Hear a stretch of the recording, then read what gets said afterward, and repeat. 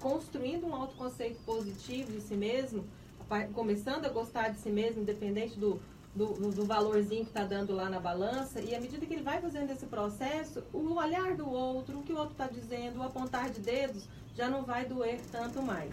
A pergunta é, será que esse fato dele se esconder e chorar, né, estar um momento alegre, de repente bate essa tristeza e ele começa a chorar do nada, será que essa tristeza profunda que bate de repente teria a ver só com a obesidade ou necessariamente com a obesidade? Luiz Alberto, existe uma doença chamada transtorno de compulsão alimentar periódica, que é um transtorno relacionado com a depressão e com a ansiedade. É um tipo de dependência. Por que algumas pessoas ficam ansiosas e comem muito, outras pessoas ficam ansiosas e quase não comem? Então, isso é de uma característica biológica própria. Algumas pessoas têm uma descarga de serotonina e noradrenalina no circuito da recompensa, que é um lugar no cérebro responsável pelo prazer. Então, algumas pessoas, quando se alimentam, ele tem uma descarga maciça de prazer naquele local. Então, se ela está vivendo... Isso acontece comigo. Porque eu sou apaixonado demais por comida. E o que é que mais libera a sua serotonina? É doce, olha, é piqui. Doce. Acho que é piqui. É doce. Tudo do doce piqui também. Mas o doce. Porque se eu... Viu, ô Marcos? Sério mesmo, sério. Vou abrir o coração com você, Marcos. Se eu comesse do jeito que eu gosto, eu pesava uns 200 quilos. Estou brincando, não, porque eu tenho essa sensação que você está dizendo aí. Não tá é só você, esse é o detalhe. Sim. Mas o que acontece? Quando há um processo de adoecimento, a pessoa acaba não conseguindo controlar o impulso. Quando ela vê, já está comendo. Semelhante a um dependente químico. Que ela... porque de repente já pode ter passado pela sua cabeça, talvez tenha já passado pela sua cabeça, de você fazer uma cirurgia de redução de estômago, de intestino, né? E, coincidentemente, nós temos 2 colegas aqui que já fizeram redução. Eu não vou dizer o nome porque eu não tenho autorização deles para falar. Mas, coincidentemente, hoje pela manhã a gente conversava sobre essa questão de pessoas que passaram pelo mesmo grupo que eles, que fizeram, e a grande maioria voltou a engordar e até mais do que antes. Os nossos colegas estão bem e hoje são exemplo para outros colegas. Mas eu fiquei abismado, assustado, porque a maioria do grupo, da época deles, do grupo deles que fizeram a redução, estão mais gordinhos do que estavam antes. O que faltou curar? E foi essa a ansiedade? Então, o problema, né, da obesidade necessariamente não estaria na obesidade? E se não curar essa depressão, não vai curar a obesidade? Como é que vocês veem esse quadro? Eu vejo que é o comportamento compulsivo.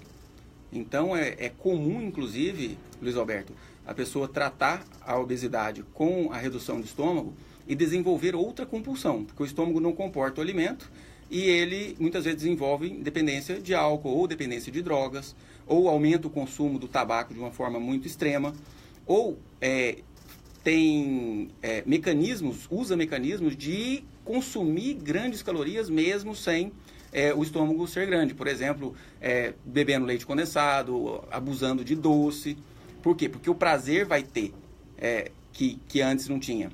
Então, antes de fazer uma redução do estômago, um bom gastrologista, ele vai pedir uma avaliação psicológica, aonde ele vai ver se vai ter sucesso o procedimento dele. Porque se a pessoa tem um transtorno mental relacionado à compulsão alimentar, ele vai reduzir o estômago e não vai adiantar muito. Ele vai voltar a ganhar peso ou vai desenvolver uma outra compulsão.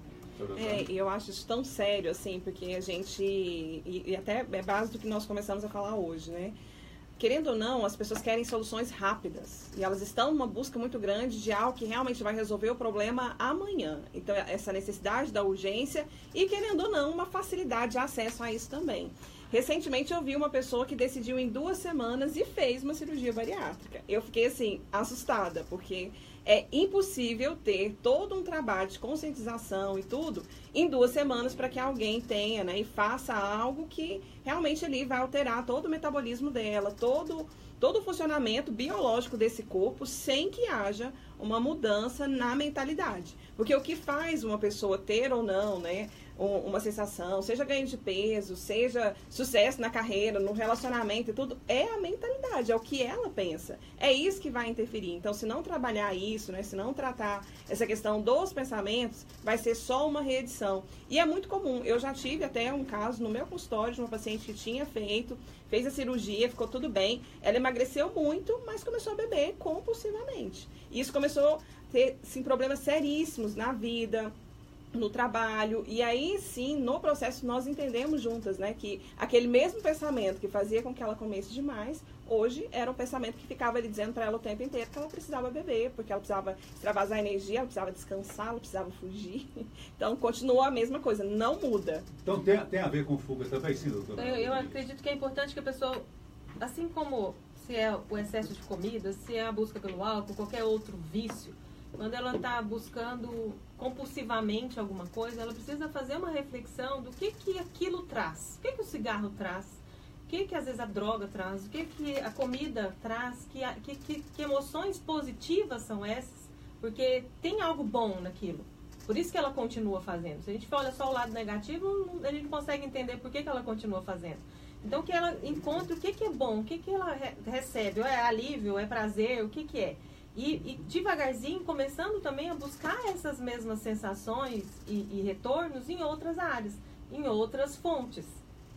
E aí ela vai conseguindo, talvez, substituir isso. O que acontece é que, às vezes, num vício, ela consegue aquilo tudo que ela estava desejando bem mais rápido, numa intensidade muito maior. Então, por isso a importância do acompanhamento, para que ela vá percebendo, encontrando essas novas fontes e fazendo essa substituição por saídas por saídas mais saudáveis em geral, né? Por substituir isso por um encontro mais saudável e coisas que vão de fato fazer bem para ela. Doutor Dino, para o Marcos, que está ouvindo a gente aqui no Ponto de Vista, e outras pessoas também que têm, de repente, algum tipo de compulsão, né? Desconta essa ansiedade em alguma outra coisa, como resolver esse problema? Talvez a dificuldade maior, então, não seja a obesidade, mas seja a ansiedade, né? Como vencer a ansiedade?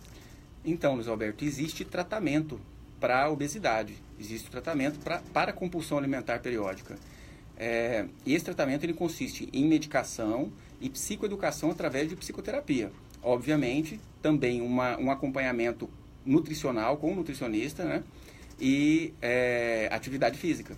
Então, é todo um contexto de mudança de hábito de vida, como a doutora Rosane disse, de mentalidade, né? A mentalidade, ela vai modificar à medida que ele consiga modificar os seus hábitos de vida, não só os hábitos alimentares, mas, de um modo geral, colocando cada vez mais na vida dele fontes de prazer sustentáveis. Porque a fonte de prazer da alimentação, como é também do álcool, da droga, né? São fontes de prazer rápidas, com intensidade muito grande, mas que são insustentáveis. Então, à medida que ele vai ajustando a sua vida para que ele tenha hábitos de vidas prazerosos e que são sustentáveis, ele se liberta da obesidade. E para quem tem uma tendência a ganhar peso, é o resto da vida mesmo.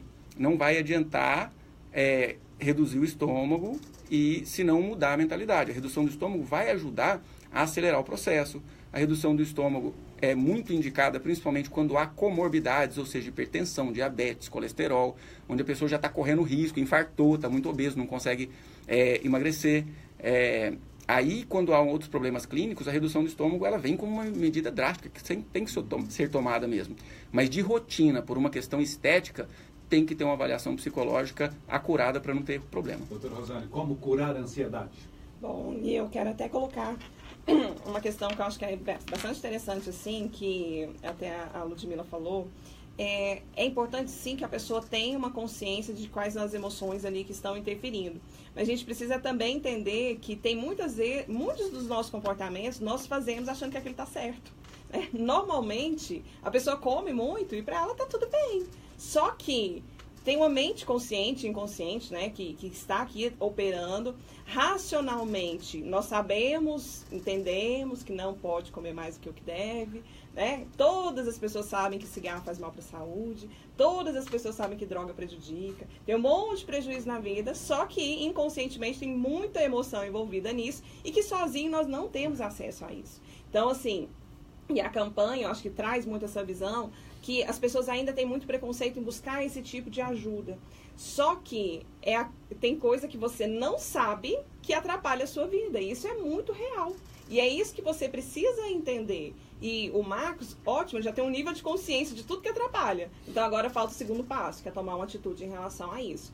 E é assim com a ansiedade, é assim com a depressão. Seria essa? É assim com a ansiedade, é assim com a depressão. Primeiro, nível de consciência. Segundo, uma busca por uma mudança. Pode ser uma ajuda profissional, e aí sim, um profissional habilitado ali, com todos os recursos. Vai fazer com que essa pessoa tenha um nível maior, né, dessa consciência, entenda, assim, quais são as emoções, e existem técnicas. Eu falo muito disso, né? A ciência tem desenvolvido muitas ferramentas para ajudar as pessoas a terem mais qualidade de vida. Então, faça isso e mude hábitos. Atividade física regular, alimentação adequada. Claro que aqui a gente está até num ambiente, né, que é possível falar mais disso. A fé é um componente muito importante, né? Então, traga Deus, traga a fé para a sua vida, traga um momento seu ali de oração. Isso tudo contribui. Não existe uma pílula mágica. De novo, não existe solução mágica para nada. O que existem, sim, são mudanças de hábitos, de rotinas e uma junção de vários componentes que vai trazer, sim, a mudança para a vida, né? Nosso ouvinte, Tereza Aires, pergunta aqui sobre a questão de depressão. Segundo ela, já estaria com mais de 20 anos. Há mais de 20 anos enfrentando a depressão. A gente responde para você, Tereza, no início do próximo bloco do Ponto de Vista aqui na